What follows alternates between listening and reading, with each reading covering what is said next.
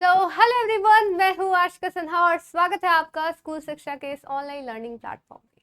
आज की इस वीडियो में हम लोग बात करने वाले हैं कि अगर आप सैनिक स्कूल क्लास 6 में एडमिशन चाहते हैं तो फिर आपको इसकी जो तैयारी है वो कैसे करनी चाहिए। आज हम लोग इस वीडियो में इस चीज पे डिस्कशन करने वाले हैं। तो सबसे पहले तो हमें इसका एग्जाम पैटर्न और सिलेबस समझना होगा कि क्लास 6 में आपका कैसे जो वो पेपर आता है, कौन कौन से सब्जेक्ट से आता है, उसमें कौन कौन से टॉपिक्स होते हैं। तो ये सारी चीजें हम लोग समझेंगे कि कैसे सारे सेक्शंस में आप 300 मतलब आपका जो टोटल मार्क्स होता है 300, तो 300 में 300 आप कैसे जो स्कोर है वो कर सकते हो। ठीक है, और साथ साथ ये भी देखेंगे कि आपका स्कूल होता है तो आप उसके साथ साथ कैसे मैनेज कर सकते हो, क्योंकि आप ऑफ कोर्स क्लास 5 में पढ़ रहे होगे तो उसके साथ साथ क्लास 6 की तैयारी कैसे करनी है। ठीक है, तो सबसे पहले एक चीज मैं आपको बता दूं कि आपको ये नहीं समझना, ठीक है, कि जैसे सब सोचते हैं ना कि स्कूल है तो हमें टाइम नहीं मिलता है ना, कि स्कूल है जैसे तो हमें क्या होगा, हमें टाइम नहीं मिलेगा। लेकिन आपको पहली बात तो ये नहीं सोच, स्कूल को आपको आपके प्रिपरेशन के अगेंस्ट नहीं मानना है कि स्कूल आपका टाइम ले रहा है। सबसे पहले मैं आपको बता दूं कि सैनिक स्कूल जो क्लास 6 है ना, उसका जो सिलेबस है जो अभी हम लोग देखेंगे वो पूरी तरह आपके क्लास 5 मतलब 5th पे जो है वो डिपेंडेंट है। जो आपका क्लास 5 का सिलेबस होगा वही आपका क्लास 6 में आएगा, उससे में आपको थोड़ा बहुत जो है ऊपर नीचे होता है। तो आप अगर अपने स्कूल की पढ़ाई अच्छे से कर रहे हैं, उसको एकदम जो आपके चैप्टर से, जो आपके मैथ्स में जैसे चैप्टर है या कुछ एक्स्ट्रा कुछ आता है, लेकिन जो बेसिकली आपके साइंस जीके वाला पार्ट है या आपका साइंस वाला पार्ट है या फिर मैथ्स वाला पार्ट है, तो ये सब आप स्कूल में भी, स्कूल की पढ़ाई में ही आप इसकी प्रिपरेशन भी कर सकते हैं। ठीक है, तो ये बात आपको समझ में आनी चाहिए। ठीक है, तो ये तो आपको पहली बार स्कूल को नहीं समझना है कि स्कूल आपके खिलाफ है, स्कूल की पढ़ाई आपके पूरे खिलाफ है। अब बात करें अगर इसके एग्जाम पैटर्न की, तो अब जब हम लोग इसके एग्जाम पैटर्न को समझते हो तो आप देखते हो 300 मार्क्स का आपका पेपर आता है।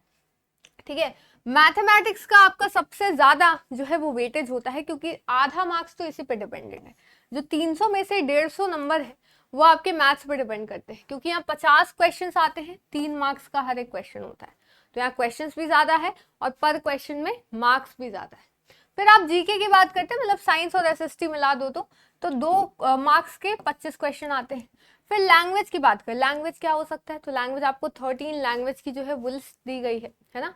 तो उस लिस्ट में से आप कोई भी लैंग्वेज जो है वो सिलेक्ट कर सकते हो। ज्यादातर बच्चे इंग्लिश या हिंदी करेंगे, रीजनल लैंग्वेज भी है तो इंग्लिश और हिंदी मान के चले तो वही 2 मार्क्स के आपके 25 क्वेश्चन आते हैं। फिर इंटेलिजेंस या फिर जो रीजनिंग वाला पार्ट होता है उसमें आपके 2 मार्क्स के वही 25, सब सेम ही है एक्सेप्ट मैथ्स। तो आपके टोटल कितने मार्क्स हो गए, 300। टोटल क्वेश्चन कितने हो गए, 125। ठीक है, चलिए आगे चलते हैं। अब बात करते हैं इसके सिलेबस की। मैथ्स में आपका कौन कौन से सिलेबस है, तो जैसा कि मैंने आपको बताया कि सिलेबस वही आपका क्लास 5 वाला है, natural numbers, LCM, HCF, unitary method, fractions, ratio and proportion, profit and loss, simplification, average, percentage, आप यहाँ पे देख सकते हो। ठीक है, तो मैंने ये लिस्ट दे दी है, आपको पीडीएफ जो है वो मिल जाएगा टेलीग्राम चैनल पे, स्कूल शिक्षा टेलीग्राम चैनल नाम है। आप वहां से जाकर इसका पीडीएफ जो है वो डाउनलोड कर सकते हो, बहुत अच्छे से सिलेबस यहाँ पे मेंशन है। ठीक है, फिर इंटेलिजेंस की बात करें, फिर यहाँ पे आपका लैंग्वेज आ जाता है। तो मैंने जैसे इंग्लिश के लिए लिखा है, तो आपका जो जो भी लैंग्वेज आप लेते हो, मान लो तो हिंदी, तो हिंदी में जैसे आपका वर्ब है तो वर्ब की जगह आप क्रिया समझ लो। ठीक है, फिर question tag, confusing word, article, preposition, तो ये अगर मैं इंग्लिश मान के चलूँ तो उसका सिलेबस है। ठीक है, फिर जीके की बात करते हैं तो जीके में भी आपके सबसे ज्यादा मेरे हिसाब से मैथ्स और जीके में ही सिलेबस है। ठीक है, अब बात करते हैं इसके एग्जाम स्ट्रैटेजी की, जिसके लिए आप इस वीडियो में आए हो, है ना, कि इसको पढ़ना कैसे। सिलेबस तो मैम हमें पता है, हम तो इसलिए आए हैं कि भाई इसको कैसे पढ़े, इसको कैसे समझे। तो यहाँ पे आप समझ सकते हो क्या, सबसे पहले तो आपको एक टाइम टेबल बना लेना है। ठीक है, अब मैं आपको कोई टाइम टेबल नहीं लूंगी कि 9 से 2 आपका स्कूल रहता है तो आप सुबह से 6 बजे उठिए, इतने बजे ये करिए, वहां जाइए। ठीक है, तो मैं बता दूं कि ये जो टाइम टेबल वाली चीज है कि मैं आपको कोई बना कर दे दूं, टाइम टेबल अगर यहाँ लिखा है तो इसका मतलब ये नहीं कि मैं आपको कोई टाइम टेबल दे दूंगी आप वो अपने पे अप्लाई करोगे, है ना। वो जो है सबके हिसाब से वैरी कर सकता है। आप बस एक स्लॉट सुनिश्चित कर सकते हो कि इतने से इतने के बीच में हमें जो है वो टाइम मिलता है, तो हम लोग वो टाइम अपना नेक्स्ट क्लास की जो प्रिपरेशन है उसमें दे सकते हैं। ठीक है, तो जैसे आप अगर आपके 4 जो है वो सेक्शंस आते हैं, जैसे 4 सेक्शन क्या है, जैसे आपका मैथ्स हो गया, ठीक है, लैंग्वेज हो गया, लैंग्वेज में आपका इंग्लिश, हिंदी, रीजनल लैंग्वेज कुछ भी समझ लो, इंटेलिजेंस या फिर रीजनिंग वाला पार्ट है, और आपका क्या होता है जीके और साइंस वाला। ठीक है।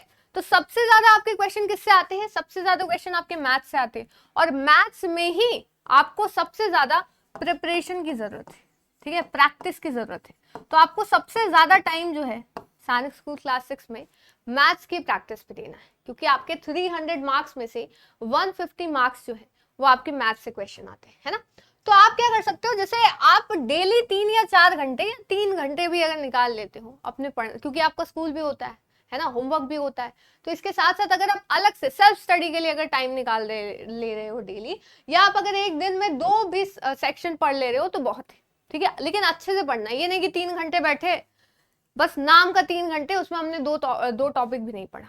तो वैसे नहीं, आप आधे घंटे ही पढ़ रहे हो तो वो पूरे आधे घंटे आप उसमें लगा रहे हो, ऐसे आपको पढ़ना है, ठीक है। तो अगर मैथ्स की बात करते हैं, आप डेली जो है, जैसे आपके स्कूल में तो पढ़ाया ही जाता है, या आप जैसे ढेर सारे जो आपके चैप्टर्स है मैथ्स में, जैसे हम लोग अगर यहाँ पे देखते हैं, ठीक है, तो जैसे कोई भी अगर चैप्टर उठाए जो आपके स्कूल में पढ़ाया गया या आपने ऐसे पढ़ा, जैसे परसेंटेज की अगर बात करते हैं, तो परसेंटेज में आप क्या कर सकते हो कि जितने इससे क्वेश्चन आप बना सकते हो, ठीक है, और जितने ज्यादा क्वेश्चन बना सकते हो वो बनाइए, अटेम्प्ट करिए डेली। अगर 1 से 1.5 घंटा डेली आप दे रहे हैं, या तो सुबह का टाइम जो भी आपको सूटेबल हो, सुबह का टाइम हो गया, दोपहर का टाइम हो गया, शाम का टाइम हो गया, आप वहां पे जो ये चीजें कर सकते हो, ठीक है।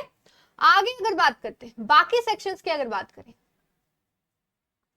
अगर बाकी सेक्शंस की बात करते हैं तो लैंग्वेज में जो भी आपने चूज किया है, चाहे वो इंग्लिश हो, हिंदी हो या रीजनल लैंग्वेज हो, उसमें आप सबसे पहले पैराग्राफ, पैसेज जो है उसको अटेम्प्ट करिए, डेली एक पैसेज पढ़िए, ठीक है, उससे 5 क्वेश्चन करिए, जो भी है 1 या 2 आप कर सकते हो। फिर क्या करना है आपको, ग्रामर वाला जो पोर्शन है वो पढ़िए, उसके क्वेश्चन करिए, है ना। फिर अगर इंटेलिजेंस रीजनिंग में भी आपकी प्योर प्रैक्टिस है, आपने एक बार अगर रीजनिंग पढ़ लिया ना, तो उसके बाद आपको उसका वो थ्योरी पढ़ने की जरूरत नहीं है, तो थ्योरी जो है वो आपकी हो गई, तो आप बस प्रैक्टिस करते रहो। तो हर डेली अगर आप 30 मिनट भी प्रैक्टिस करते हो, that's more than enough. GK और साइंस की बात करें तो इसमें बाबू आपको याद करना है, लर्न करना है, ठीक है। तो याद आप कैसे करोगे, डेली आप सुबह में बैठ सकते हो, है ना, सुबह में स्कूल जाने से पहले आप जो है आधा घंटा 45 मिनट जो है इसको याद करने में दे सकते हो। रात में सोने से पहले आप एक बार इसको देख सकते हो, बस रिवाइज कर सकते हो 5 मिनट, या तो ऐसे कर लो 30 मिनट कुछ याद करो, रात में सोने से पहले 15 मिनट वहां पे दे दो, है ना, एक बार रिवाइज कर लो। तो ये आपको ऐसे ऐसे जो टाइम डिविजन है वो करना है, ठीक है। तो ये आपको समझ में आ गया होगा। अब नेक्स्ट अगर समझते हैं, यूज द राइट मटेरियल। मैंने तो बता दिया कि आपको क्या करना है, प्रैक्टिस करनी है, क्वेश्चंस करने हैं, याद करना है। अब बात आती है कि मैम पढ़े कहां से, तो मटेरियल कहां से आएगा। तो सबसे पहले तो राइट मटेरियल। राइट मटेरियल कहने का मतलब ये है, जैसा आपको पता है कि कम भी पढ़ना हमारे लिए हानिकारक होता है सिलेबस के हिसाब से, ज्यादा भी पढ़ना हमारे लिए हानिकारक होता है। मान लेते हैं आप परसेंटेज पढ़ रहे हैं और आप उस लेवल के क्वेश्चन कर रहे हैं जिस लेवल का आपका एग्जाम में आता ही नहीं है ना, तो फिर तो ये बेकार बात हो गई ना, कि जो आपके एग्जाम में नहीं आता वो पढ़ के क्या करोगे। तो हमेशा उतना ही पढ़िए जितना आपके सिलेबस में हो, ना ही कम ना ही ज्यादा। जैसे आपके जीके में जैसे टॉपिक्स है, तो उस टॉपिक के बाहर पढ़ने का कोई फायदा ही नहीं है। जैसे आप पीवाईक्यू भी देख सकते हो, आपके सिलेबस में जो दिया है उससे हट के भी क्वेश्चन आ जाते हैं, तो वो भी आपको याद रखना है, पीवाईक्यू देखना है, उसको समझना है, ठीक है। तो ये जो है, आप जैसे अभी जूनियर क्लास में बच्चे होते हैं तो वो उतना नहीं समझ पाते, आपको किसी मेंटोर या गाइड की जरूरत होती है जो ये सारी चीजें करे, क्योंकि आप क्वेश्चन देख के डायरेक्ट नहीं समझ सकते कि ये किस चैप्टर से आया है। तो ये भी आपको देखना है, उस हिसाब से आपको मटेरियल ढूंढना है कि भाई कौन सा जो चीज है, मतलब कौन सी जो बुक है उससे हमें यहाँ पे पढ़ना है, ठीक है। आगे चलते हैं। अब जब एक बार आपने पढ़ना स्टार्ट कर दिया, प्रैक्टिस करना स्टार्ट कर दिया, धीरे धीरे आपकी पकड़ आने लगी, तो आप कुछ OMR शीट्स खरीद सकते हो, है ना, या तो एक डाउनलोड करके उसको प्रिंट करा लो, ढेर सारे प्रिंट करा लो, जैसे सैनिक स्कूल का फॉर्मेट होता है। क्योंकि बच्चे पढ़ लिख के तो बहुत ज्यादा जाते हैं, लेकिन एग्जाम टाइम में गड़बड़ हो जाती है, उनको OMR शीट में कलर करना नहीं आता, उतना ज्यादा प्रैक्टिस नहीं होती, उसमें उनका टाइम चला जाता है। तो ये आप खरीद के आप आंसर मार्क करने का कर सकते हो, प्रीवियस ईयर पेपर सॉल्व करना स्टार्ट कर दीजिए, ठीक है। और हर हफ्ते एक मॉक टेस्ट तो आपको देना ही, एक मॉडल पेपर उठाओ, एक मॉक टेस्ट उठाओ, चाहे ऑनलाइन हो चाहे ऑफलाइन हो, और उसको दे दो। और जब एग्जाम पास है तो आप 2-3 भी कर सकते हो एक हफ्ते में। आता है जिससे आप जैसे गाड़ी चलाना अगर सीखते हो तो सिर्फ गाड़ी चलाने का मैनुअल पढ़ते हो क्या, अच्छा ऐसे स्टीयरिंग घुमानी है, ऐसे गियर बदलने हैं। आप गाड़ी रोड पे चलाने से पहले ग्राउंड पे चला के देखते हो ना कि आपसे चल भी रही है कि नहीं। तो वही आपको मॉक टेस्ट देके ये देखना है, डायरेक्ट एग्जाम में जाकर नहीं बैठना है, आपको पहले पेपर देने हैं, ये आपको याद रखना होगा। मेन चीज होती है आपकी रिवाइज जितना ज्यादा करोगे, खासकर जीके वाले पार्ट में और ग्रामर वाले पार्ट में, ठीक है, और मैथ्स में तो डेली प्रैक्टिस करोगे तो खुद ही रिवाइज होने लगेगा। तो वो चीजें आपको समझनी होगी, रिवीजन करना है, पूरी स्ट्रैटेजी होनी चाहिए, ठीक है, ये आपको आना चाहिए। और जो वीक एरियाज है, देखिए रिवीजन में सब क्या करते हैं ना कि अपने माइंड को खुश करने के लिए सब क्या करते हैं, जो आता है उसी को सॉल्व करते हैं। अगर आपको परसेंटेज चैप्टर आता है तो बहुत अच्छा, लेकिन प्रॉफिट लॉस नहीं आता है, ट्राइंगल नहीं आता, सर्कल नहीं आता, तो उसको और अच्छे से पढ़ना होगा आपको, उसको छोड़ना नहीं, ठीक है।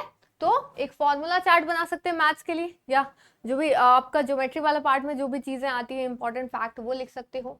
जीके के लिए आप अलग से नोटबुक बना सकते हो, और डेली रीजनिंग के 10 पजल तो सॉल्व करने ही, चाहे ऑनलाइन या से कोई गेम डाउनलोड कर लो, ऐसे आते हैं बहुत सारे ऐप्स, तो जो आप गेम देखते रहते हो फोन में उससे अच्छा है कि आप ये पढ़ लो, ठीक है। और इंग्लिश के लिए आप डेली 5 नए वर्ड पढ़ सकते हो, ये आपको अभी नहीं आगे के लिए भी काम देगा।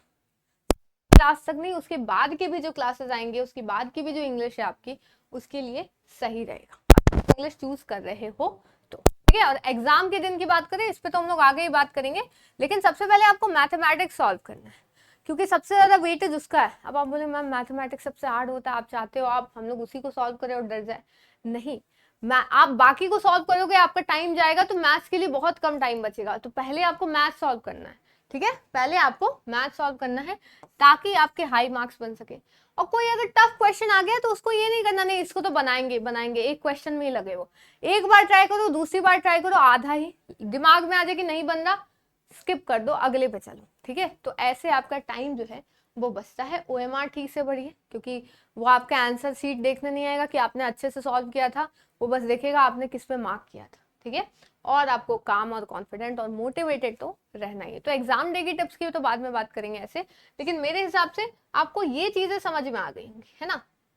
लेकिन अब सवाल उठता है कि टाइम टेबल बनाना समझ में आता है, सेल्फ स्टडी करना, लेकिन मेन आता है ना कि PYQ एनालिसिस करना, है ना, इसके सिलेबस को समझना, और जो एग्जैक्ट सिलेबस है उसको पढ़ना, और प्रॉपर ऐसी चीज करना कि आपकी प्रैक्टिस होते रहे। सबको पता है ये कंसिस्टेंसी लाना इज वेरी डिफिकल्ट, और जब आप जूनियर हैं, छोटे होते हैं, तब आपको एक मेंटोर, एक गाइड की जरूरत होती, ठीक है। तो इस चीज के लिए हम लेकर आए हैं आपके लिए क्या, अभिमन्यु बैच। अगर आप खुद से ही पढ़ना चाहते हैं, नो डाउट आपके पास टीचर है, आपके पेरेंट्स है, बहुत अच्छी बात है। लेकिन अगर आपको क्वेश्चंस चाहिए कि इतने सारे क्वेश्चंस कहाँ से आएंगे, बुक आती है, लेकिन मैं आपको बुक के बारे में एक चीज बता दूं कि उसमें जैसे मैंने कहा कि कम पढ़ना जितना हानिकारक होता है, उतना ही ज्यादा पढ़ना, एक्सेस पढ़ना उतना ही हानिकारक होता है। जितना आपके पेपर में आता है आपको उसी हिसाब से पढ़ना है। बस मोटी बुक हो जाने से वो बुक अच्छी नहीं हो जाती, उसमें नॉलेज बहुत सारी है, लेकिन आपके एग्जाम के सिलेबस जितना नहीं। आप नॉलेज के लिए पढ़ते हो, बहुत अच्छी बात है, लेकिन जब आप एग्जाम, कॉम्पिटिटिव एग्जाम की बात करते हो ना, तो हर जगह आपको सुनने को मिलेगा, हर जो समझदार इंसान है वो आपको यही कहेगा कि ज्यादा मत पढ़ो, जितना सिलेबस है उसी को पढ़ो, ठीक है। तो वही आपको कॉन्साइज वे में हर एक चीज, हर एक प्रैक्टिस क्वेश्चन और या मॉक टेस्ट हो, हर एक चीज प्रोवाइड करेगा अभिमन्यु बैच। ये 6th और 9th दोनों के लिए है, ठीक है। आपको इसमें लाइव क्लासेस मिलेगी, हम ही लोग आपको पढ़ाएंगे, ठीक है। रिकॉर्डेड क्लास भी मिलेगी, बाई चांस आप लाइव नहीं कर पाते हो तो आप रिकॉर्डेड क्लास भी कर सकते हो, ठीक है। फिर क्लास की आपको PDF मिलेगी, जो नोट्स होंगे वो, साथ साथ लेक्चर वाइज क्विज होगा। जैसे वही आपकी प्रैक्टिस को दिखाता है ना कि हमने एक लेक्चर पढ़ा, अब आपको समझ में आया कि नहीं, तो फिर वो आप उसका क्या कर सकते हो, क्विज दे सकते हो। और जो मैंने क्वेश्चंस की बात करी कि प्रैक्टिस सेट और टेस्ट सीरीज दोनों आपको यहाँ पे मिलती है, ठीक है। तो इसी के साथ मेरे हिसाब से आपको सारी चीजें समझ में आई होंगी। चैनल को जरूर से सब्सक्राइब करिएगा ताकि आगे आने वाली अपडेट्स आपको मिलते हैं नेक्स्ट वीडियो में। तब तक के लिए thank you so much and bye bye.